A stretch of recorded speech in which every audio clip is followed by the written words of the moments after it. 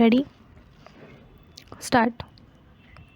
Madam Deputy Chairman, I rise to participate in this discussion not with a view to ventilate particular grievances or to secure concessions and relief in the taxation measures.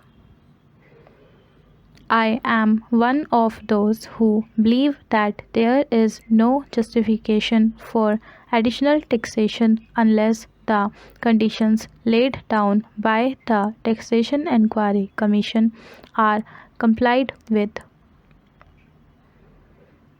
It was a commission presided over by no less a person than Dr. John Mathai, one of our illustrious finance ministers, and it laid down that there was no justification for any additional taxation unless we complied with two or three conditions. One condition was that whatever tax was realized was being properly spent, that there was no wastage or superfluous expenditure being incurred. The Commission had pointed out that out of every rupee that was being raised by the government, 60 paise were being spent on administration and about 20 paise were being spent on social services including education, etc., and the balance for other things.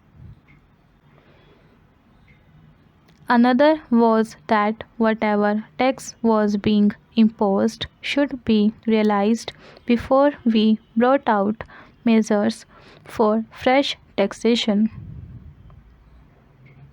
They also had suggested that there was sufficient room for economy in all the ministries and departments, and effective steps should be taken forthwith to enforce the maximum possible economy in government expenditure.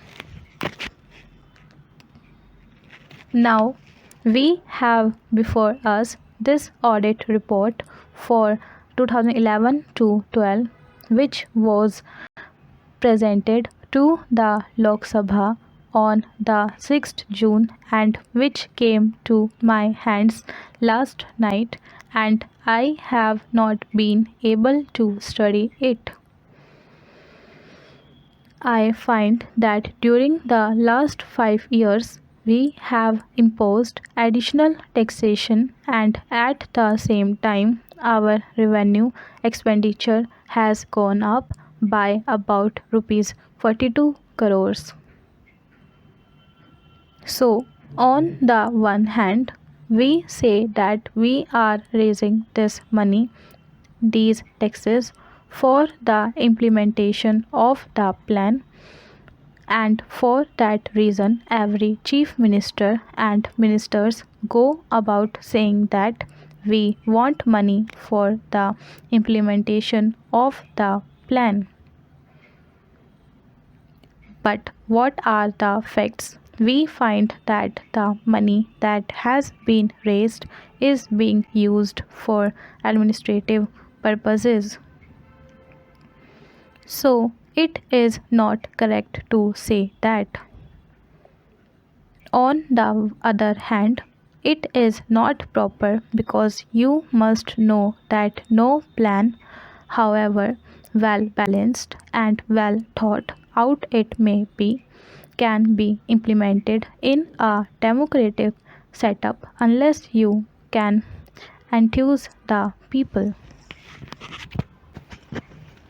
We have been depending either on foreign aid or on indirect taxation or deficit financing, and more than once I have pointed out that these measures will not help to enthuse the people, and unless the people are enthused, we will not have any successful results so far as planning is concerned.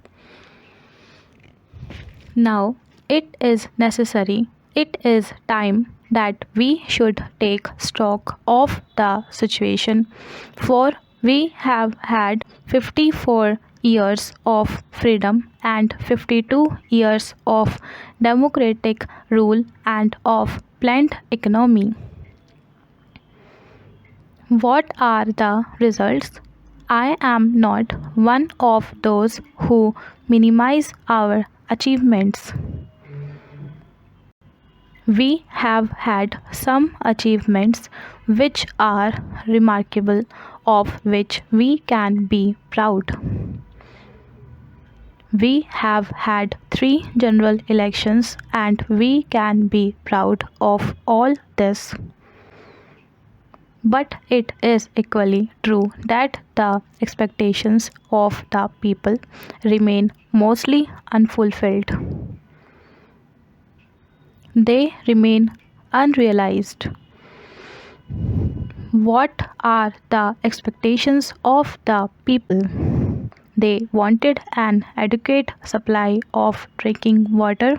They wanted a little more wholesome food in their stomachs, a little more cloth on their bodies, a stronger roof over their heads, freedom from the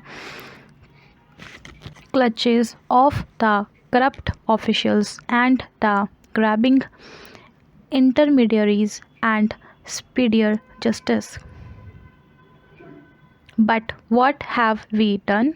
Have we been able to satisfy those expectations? I can say no. Even in the 11th 5-year plan, we find that all the villages have not been provided with adequate supply of drinking water. And as for food, only the other day the finance minister himself admitted in the other house that there was adulteration of foodstuffs all around. Not only that, a former health minister admitted in this house that it was difficult to get any article of food unadulterated. Then what is the use of talking about pure food articles and of other health facilities when the people are getting articles which are so good as poison? They are injurious to health. The other day, the finance minister is reported to have said that the taxation proposals did not affect the common man because he needed only coarse cloth and ordinary food. During the last 5 years, we have raised rupees 424 crore more, including the taxation measures. This year, the increase in revenue will be about 75%. Since 2006, we have raised additional taxation to the tune of 75%, and during the 5 years preceding this year, the revenue expenditure has gone up by 85%. I would like to know how much of this amount has gone towards developmental expenditure and towards social services.